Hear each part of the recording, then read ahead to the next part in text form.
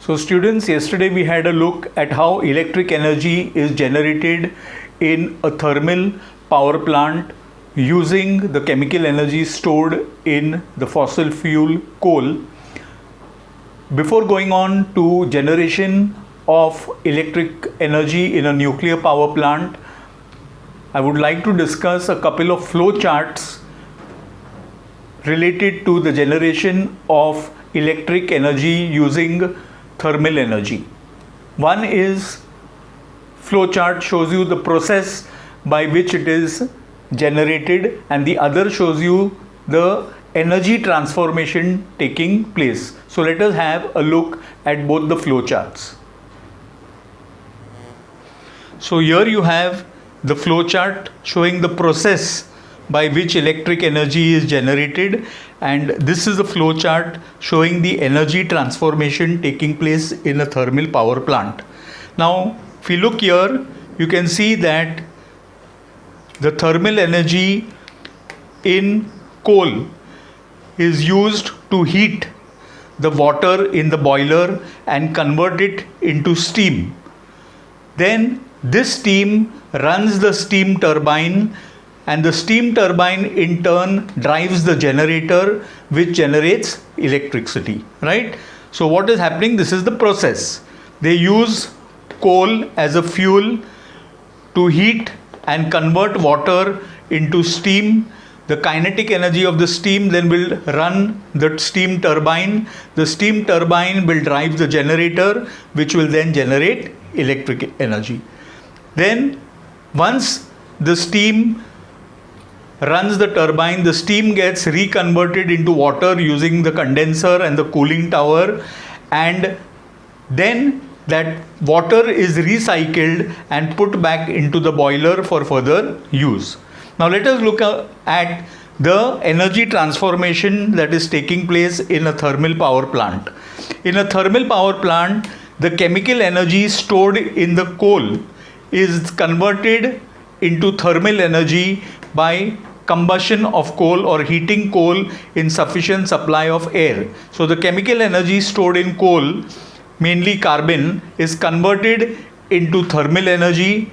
The thermal energy gets converted into kinetic energy because the water gets, using thermal energy, the water in the boiler gets converted into steam, and the kinetic energy of the steam, that is the pressure of the moving steam, okay, then gets converted into kinetic energy of the turbine, and the kinetic energy of the turbine is then used to generate electric energy in the generator. So this is the flow chart of energy transformation taking place, and this is the flow chart of the process by which electric energy is generated. So let us have a look at the nuclear power plant, how electric energy is generated using nuclear energy. So students, we will now have a look at how electric energy is generated in a nuclear power plant. Before we go into the actual process, I would explain to you how nuclear energy conversion takes place into electrical energy.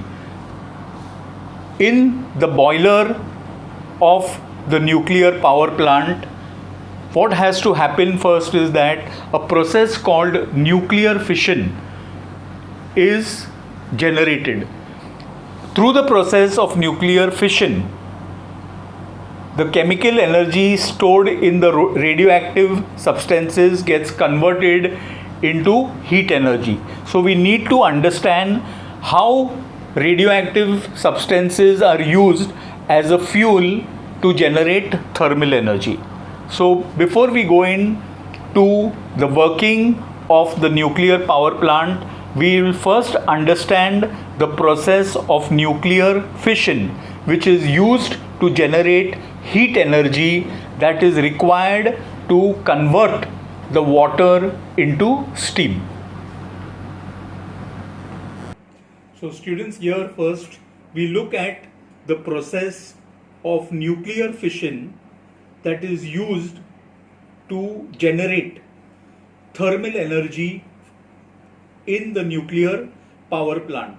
First, you require to get thermal or heat energy in order to heat the water in the boiler and then convert it into steam. In your textbooks, students, above the nuclear power plant itself, you can see this representation of the process called nuclear fission. Now, nuclear energy can be generated by two processes. One is nuclear fusion. Fusion is combining, fission is breaking up.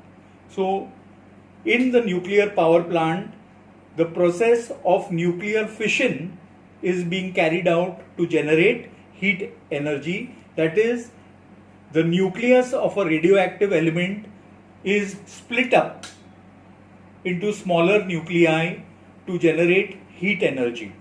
Now students, the raw material used in the reactor, in the nuclear reactor, is uranium. Uranium-235, that is uranium with atomic mass 235, you can see over here. So this uranium-235 is first struck with a slow moving neutron. You can see the neutron N over here. So the slow moving neutron strikes the nucleus of uranium-235.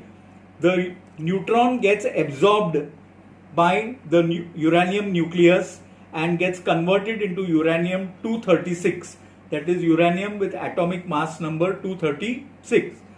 This uranium becomes highly unstable, and due to the instability of the nucleus, the uranium-236 nucleus splits into two smaller nuclei, one barium, the other krypton. So these are two new products which are formed by the splitting of this uranium-236. So this uranium nucleus splits on absorption of the neutron into barium, krypton, and along with that you have three neutrons which are liberated, right? Now along with krypton, barium and these three neutrons, an amount of heat energy is also liberated. Please remember students, the moment this uranium nucleus breaks up into barium and krypton, along with the liberation of three neutrons, you also have heat energy generated in this first step itself. So this heat energy gets generated over here. Now each of these neutrons which are liberated during nuclear fission, each of these neutrons, they are shown over here, right? So each of these neutrons, they go and strike three uranium nuclei which are adjacent. In the nuclear power plant, there will be thousands of atoms of uranium, right? So during the first step itself of nuclear fission, the three neutrons that are liberated on breaking up of this uranium, these three neutrons go and strike three adjacent uranium nuclei, thereby causing the same process that took place over here. The same process is occurring with those three uranium nuclei. So these three uranium nuclei each split into barium and krypton along with the liberation of three neutrons and a lot of heat energy. At every step, heat energy is liberated in every nuclear fission from here. So this a chain reaction sort of is set in place. Even in this reactions, you can see that three neutrons at every step are liberated. Now these three neutrons are going to bang three different, each of these three neutrons are going to first bang more uranium nuclei. That means in the next step, you will be having 9 uranium nuclei that will be bombarded by neutrons. So a chain reaction takes place in this nuclear reactor at every step, generating a lot of heat energy. And the heat energy generated in this process of nuclear fission is used to heat the water in the boiler and then convert it into steam. So students, we have just seen that through the process of nuclear fission, how thermal energy or heat energy is generated, right? So we will now move on to the working of the nuclear power plant using the knowledge of nuclear fission that is taking place in the reactor. So students, you have just seen how nuclear fission takes place. I once again repeat and make you understand, because you will not be able to understand the working of a nuclear power plant if you do not understand how nuclear energy gets converted into heat energy or thermal energy. So very important step is the conversion of nuclear energy into thermal energy. Thereafter, all the steps taking place are almost similar to what you learned in a thermal energy power plant. So let us first again have a small focus on what is happening in the nuclear reactor, right? Previously, I think in the 9th standard also, this topic was taken up, nuclear fission. Now what happens, students?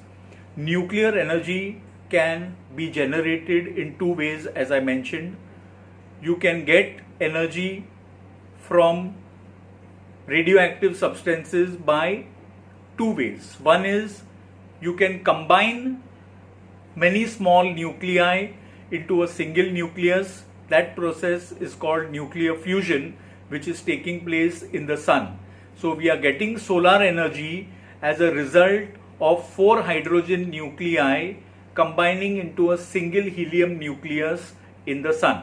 That process is called as nuclear fusion. Now what you saw just now was nuclear fission. Now students, in nuclear fission, an atom with a high atomic mass number, that means an atom having a high number of protons and neutrons present in their nucleus, is subjected to bombardment by a slow moving neutron. Right? Now, in a nuclear power plant, you use such radioactive elements with high atomic number to generate heat energy by the process of nuclear fission. That means you are going to break up that heavy nucleus into smaller nuclei along with the liberation of heat energy. Now students, what happens in the reactor of the nuclear power plant is this. They use a radioactive element called uranium-235. The nucleus of this uranium is already highly unstable. So in the reactor, they strike the nucleus of the uranium-235 with a slow moving neutron. The neutron gets absorbed by uranium-235 and it gets converted into uranium-236. This uranium-236 nuclei now becomes highly unstable and it splits, it breaks apart.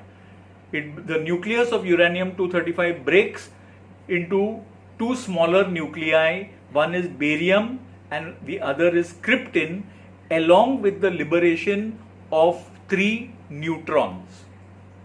And along with this, a lot of heat energy also is liberated in the step. So when the nuclei of uranium-236 splits into barium, krypton and 3 neutron, you have heat energy also liberated at the same time. Now in the next step, what happens? Each of the 3 neutrons liberated in the first step, they go and strike 3 different uranium nuclei, again repeating the process. So again heat energy will be generated. So what is set in process is a chain reaction. 1 uranium nuclei splits, further next step 3 uranium nuclei split, the next step 9 uranium nuclei will split, and so on. The process keeps, it's a self-multiplying process, and this type of a process is called as a chain reaction. And during this chain reaction, at every step, a lot of heat energy or thermal energy is liberated. Thus, nuclear energy gets converted into thermal energy, and this thermal energy is then used to heat the water in a boiler and then later on generate electric energy as per the steps that you have seen in the thermal energy power plant.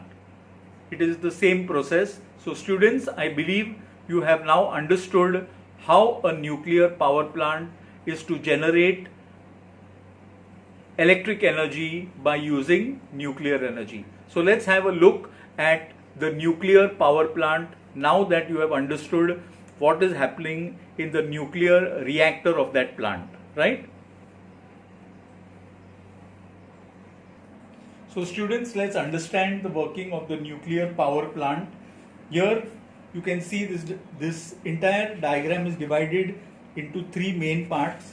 Here basically the process of conversion of nuclear energy into thermal energy takes place. Here the conversion of water into steam takes place. Then this is the turbine which is rotated using the kinetic energy of the steam that is liberated. This turbine connected to a generator. Now all of you know how a turbine runs a generator and how the generator then generates electricity. Then here you have the cooling tower where the steam after rotating the turbine is taken to a condenser. The condenser takes the steam into a cooling tower where the heat energy in the steam is liberated. Then the steam is reconverted back into water and then it is recycled into the boiler, right? So this is the step basically, students, what you will be looking at. Now let us understand, students, having understood what happens in the nuclear reactor. Now you can see over here, this is the nuclear reactor. And here on top you are seeing these are the control pods. I'll explain to you what these control pods mean. Now the process of nuclear fission which you had seen is taking place in this reactor. Here the fuel used in the nuclear reactor is uranium-235. So uranium-235 is subjected to the process of nuclear fission. Now you have understood what is nuclear fission.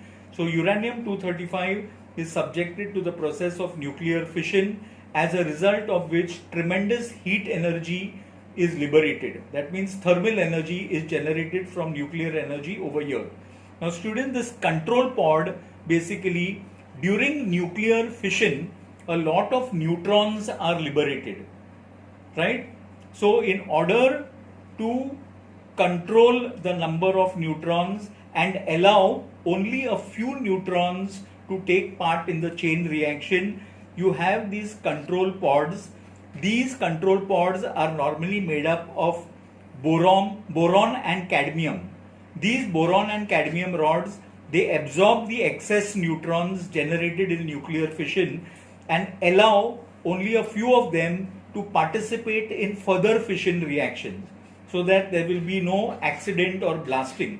If you just allow the chain reaction to go on uncontrolled, then you will have tremendous heat energy and there will be a blast. So these control pods basically are made up of boron or cadmium rods. They are pushed in the reactor and they absorb the excess neutrons. Thereby the uncontrolled chain reaction now becomes a controlled chain reaction, leaving only a few neutrons to participate in nuclear fusion, right? So you have understood now what are control pods. So the thermal energy generated over here is used to heat the water in this boiler. The water in this boiler now gets converted into steam and the steam is directed onto the turbine, right? This turbine starts rotating, the shaft rotates, and here you know what happens. The magnet rotates near the coil, thereby inducing current in the coil in this generator, thereby generating electric energy.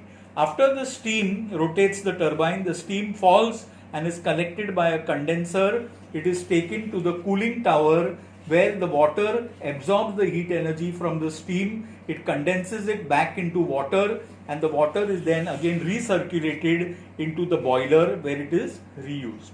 So students, this is how nuclear power plant generates electrical energy by converting nuclear energy into electrical energy.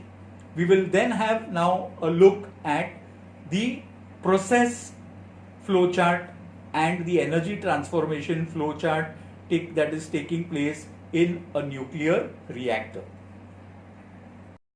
So students, here we have the flow chart. The first one is the flow chart to showing the process of generation of electric energy using nuclear energy. So you can see here, first nuclear fission is carried out in a nuclear reactor using the raw material uranium or plutonium as a fuel. Then after that, the thermal energy generated in the nuclear reactor is used for generating steam from water. The steam generated over here runs the steam turbine. The steam turbine runs the generator, and the generator generates electrical energy. Over here, the same system as you seen in the thermal power plant.